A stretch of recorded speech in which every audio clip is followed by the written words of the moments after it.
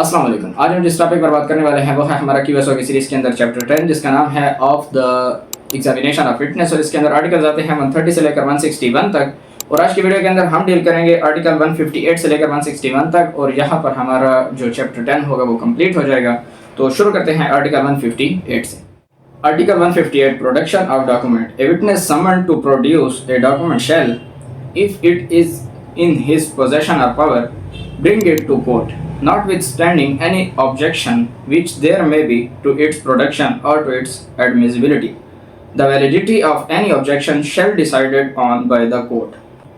इस आर्टिकल के अंदर बताया गया है कि अगर कोई डॉक्यूमेंट किसी गवाह के कब्जे या उसकी पावर में है और उसको कहा जाता है कोर्ट की तरफ से कि आप अदालत में इसको पेश करो, तो शेल का वर्ड है, उसने उसको अदालत में पेश करना है कतई नज़र इस बात के कि वो एडमिसिबल है या नहीं है। उसके ऊपर अगर ऑब्जेक्शन है कि ये डॉक्यूमेंट एडमिसिबल नहीं है, इसको प्रोड्यूस नहीं किया जा सकता, ये नाकाबिल अदखाल है, तो इस बात को आप छोड़ दें, अदालत में आप उसको पेश करें। उसकी वैलिडिटी ऑब्जेक्शन के ऊपर कि क्या इसको अदालत में एडमिसिबल करना चाहिए या नहीं करना चाहिए, ये अदालत डिसाइड करेगी। गवाह के पास ये इख्तियार नहीं है कि वो वहीं से बैठ कर कह दे कि मैं ये डॉक्यूमेंट अदालत में नहीं लाऊंगा। वो डॉक्यूमेंट लाएगा, फिर अदालत फैसला करेगी कि इसको एडमिसिबल करना है या नहीं करना। To the court, if it sees fit, may inspect the document unless it refers to matter of state or take evidence to enable it to determine on its admissibility. और जब अदालत के अंदर वो डॉक्यूमेंट आ जाएगा तो अदालत उसका मुआयना कर सकती है, अदालत उस डॉक्यूमेंट को देख सकती है और उसकी एडमिसिबिलिटी के ऊपर कि क्या इसको शहादत में पेश किया जाए या ना किया जाए, मजीद शहादत भी इसके ऊपर मंगा सकती है। शर्त यह है कि वो स्टेट के मैटर से ताल्लुक ना रखता हो, कार सरकार में ना हो। अगर इस तरह का कोई डॉक्यूमेंट है फिर अदालत देखेगी कि उसको क्या करना है। Class 3, if for such a purpose it is necessary to cause any document to be translated, the court में if it thinks fit direct the translator to keep the contents secret unless the document is to be given in evidence, and if the translator disobeys such direction he shall be held to have committed an offence under section 166 of the Pakistan Penal Code. Class 3 के अंदर बताया गया है कि इस काम के लिए अगर अदालत मुनासिब समझे कि उस डॉक्यूमेंट को ट्रांसलेट करना ज़रूरी है, अदालत की समझ में नहीं आ रहा, तो अदालत ट्रांसलेटर को कहेगी कि आप इसको ट्रांसलेट करें, लेकिन आपने इसको सीक्रेट रखना है, किसी को बताना नहीं है आपने। और अगर वो इस अदालत के हुक्म को नहीं मानता और उसको आउट कर देता है उस डॉक्यूमेंट के कंटेंट्स को, तो उसके ऊपर article section 166 of the PPC उसके ऊपर मुकदमा चलाया जा सकता है, उसको इस जुर्म के लिए कमिटेड ठहराया जाएगा। और अगर इसको डॉक्यूमेंट को एविडेंस में पेश कर दिया गया फिर तो ठीक है, फिर तो सीक्रेट रखने की ज़रूरत नहीं है, फिर तो पब्लिक डॉक्यूमेंट बन जाएगा। अगर उसको एविडेंस में कबूल नहीं करते, उसको एविडेंस में नहीं डालना, तो फिर ये प्रोसीजर है कि अदालत ट्रांसलेट करा सकती है और उसको सीक्रेट रखने का कह सकती है। Article 159, giving as evidence of document called for and produce on notice. When a party calls for a document which he has given the other party notice to produce, and such document is produced and inspected by the party calling for its production, he is bound to give it as evidence if the party producing it requires him to do so.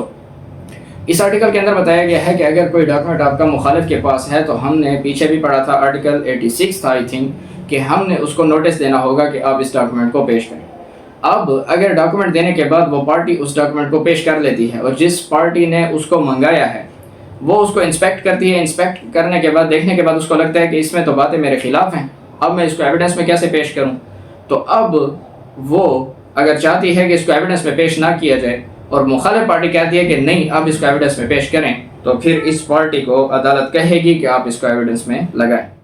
Document मंगाने वाली party document देखने के बाद समझती है कि ये तो हमारे खिलाफ जाएगा और उसको छुपाने की कोशिश करती है, तो जिस पार्टी ने वो डॉक्यूमेंट लाया था अब वो कह सकती है कि अब आप इसको लगवाएं शहादत में, और फिर ये मंगाने वाली पार्टी बाउंड है कि इसको लगाया जाए। Article 160, using as evidence of document production of which was refused on notice. When a party refuses to produce a document which he has had notice to produce, he cannot afterwards use the document as evidence without the consent of the other or order of the court. और ये article उस ऊपर वाले article के उलट है कि अगर जिस पार्टी को डॉक्यूमेंट प्रोड्यूस करने का नोटिस दिया है और नोटिस के ऊपर वो डॉक्यूमेंट को नहीं लाती, तो फिर बाद में उस पार्टी को अब ये डॉक्यूमेंट प्रोड्यूस करने की इजाज़त नहीं दी जाएगी। जब नोटिस के ऊपर नहीं लाए तो बस फिर ठीक है। अब उसके बाद अगर वो खुद पेश करना चाहता है तो फिर अदालत उसको इजाज़त नहीं देगी। इसके रजिस्ट्रेशन है कि A sues B on agreement and gives B notice to produce it. At the trial A calls for the document and B refuses to produce it. A gives secondary evidence of its contents. B seeks to produce the document itself to contradict the secondary evidence given by A, or in order to show that the agreement is not stamped, he cannot do so. A B को एक इकरारनामे के ऊपर दावा करता है और उसको कहता है कि आप ये इकरारनामा पेश करें अदालत के अंदर, ओरिजिनल उसके कब्जे में है, और वो नोटिस के ऊपर उस इकरारनामे को पेश नहीं करता, तो अब जो ए है वो क्या करता है, वो उसकी कॉपी अदालत में जमा करा देता है। अब जब कॉपी आ गई है तो बी ये नहीं कह सकता बाद में कि ये देखें सर इस कॉपी में ये गलती है, मेरे पास असल है, असल में ये चीज़ है, कॉपी में तो ये गलत लिखा हुआ है, या ये जो कॉपी ये ले आया है ये तो स्टैम्प नहीं है, इसके ऊपर मोहर नहीं है, जो मेरे पास असल है उसके ऊपर तो मोहर लगी हुई है। अब इसकी इजाज़त नहीं होगी। जब आपको नोटिस दिया था आपने प्रोड्यूस नहीं किया, तो अब आप अपनी मर्जी के ऊपर भी इस डॉक्यूमेंट को प्रोड्यूस नहीं कर सकते। आर्टिकल 161 जज पावर टू पुट क्वेश्चन और order production. The judge may, in order to discover or to obtain proper proof of relevant facts, ask any question he places in any form at any time of any witness or of the parties about the fact relevant or irrelevant, and may order the production of any document or things, and neither the parties nor their agents shall be entitled to make any objection to any question or order, nor without the leave of the court to cross-examine any witness upon any answer given in reply to any such question. इस article के अंदर जज की powers बताई गई हैं कि जज केस के फैक्ट्स को डिस्कवर करने के लिए या उनका प्रूफ निकालने के लिए, इस बात का पता चलाने के लिए कि ये रेलिवेंट फैक्ट्स असल में हैं क्या या असल बात क्या थी, इसका प्रूफ निकालने के लिए किसी भी स्टेज के ऊपर केस की किसी भी पार्टी से, किसी भी गवाह से कोई भी क्वेश्चन पूछ सकता है, रेलिवेंट भी और इररेलिवेंट भी। जज के पास इस आर्टिकल के अंदर ये पावर मौजूद है, और किसी भी पार्टी को, किसी भी गवाह को, किसी भी पर्सन को कह सकता है कि आप कोई डॉक्यूमेंट प्रोड्यूस करें जिस डॉक्यूमेंट के बारे में अदालत कहेगी, और किसी के पास ये जवाब नहीं है कि वो उस आंसर को रिफ्यूज़ करे, वो जवाब ना दे या वो डॉक्यूमेंट प्रोड्यूस ना करे। और आगे बताया गया है कि अदालत की इजाज़त के बगैर जो अदालत ने सवाल पूछा है किसी गवाह से, मुखालिफ वकील को उसके ऊपर क्रॉस करने की भी इजाज़त नहीं है जब तक अदालत इजाज़त नहीं देगी। जो क्वेश्चन अदालत ने पुट किया है उसके बारे में अगर आपने क्रॉस करना है तो पहले आपको अदालत की इजाज़त लेनी होगी, फिर आप उसके ऊपर क्रॉस कर सकते हैं। Provided that the judgement must be based upon facts declared by this order to be relevant and duly proved.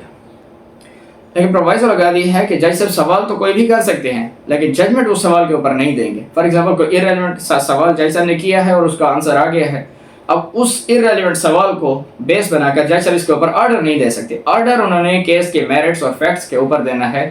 ये सवाल अपने किसी फैसले को मज़ीद आसानी के लिए तो कर सकते हैं, लेकिन जजमेंट लिखने के लिए इस सवाल को ज़रूरी नहीं है कि इसी सवाल के ऊपर जजमेंट दी जाएगी।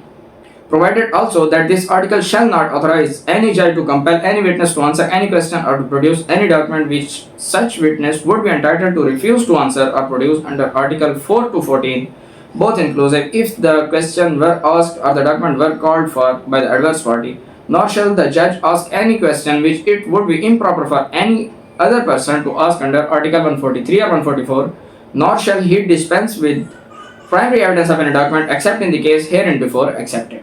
लेकिन अदालत के ऊपर ये बार बिल्कुल मौजूद है, जज साहब के ऊपर भी ये बार है कि जो 4 से 14 तक प्रिविलेज कम्युनिकेशन के आर्टिकल सामने पड़े थे जो मुखालिफ पार्टी के ऊपर लगते हैं कि कोई उनसे ये सवाल, मुखालिफ पार्टी किसी पार्टी से ये सवाल नहीं पूछ सकती। जज साहब के ऊपर भी ये बार है कि जो मुखालिफ पार्टी के ऊपर बार है 4 से 14 वाले दोनों मिलाकर आर्टिकल्स और बीच के भी सारे, जज साहब के ऊपर भी है, इन आर्टिकल्स के बारे में क्वेश्चन नहीं कर सकते। और आर्टिकल 143 144 के अंदर जो मुखालिफ पार्टी मुखालिफ वकील को मना है सवाल करने, जो कि अनरीजनेबल ग्राउंड्स वाले या स्कैंडलस वाले जो अभी हमने आर्टिकल 143 144 के अंदर पढ़े हैं, वो वाले जब पार्टीज को मना है तो जज साहब को भी मना है। तो इस किस्म के सवाल करने की जज साहब को भी इजाज़त नहीं है।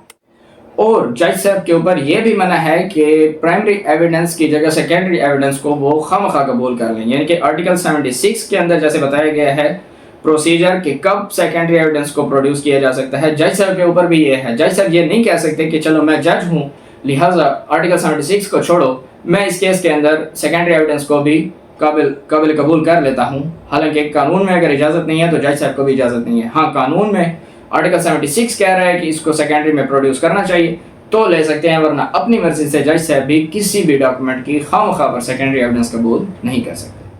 तो ये था जी आज का हमारा लेक्चर आर्टिकल 158 से लेकर 161 तक। उम्मीद है कि आपको इनकी समझ आ गई होगी। अगर आपका कोई क्वेश्चन है तो आप कमेंट्स बॉक्स में पूछ सकते हैं। मिलते हैं अपनी अगली वीडियो में, तब तक के लिए थैंक यू सो मच। अल्लाह हाफिज़।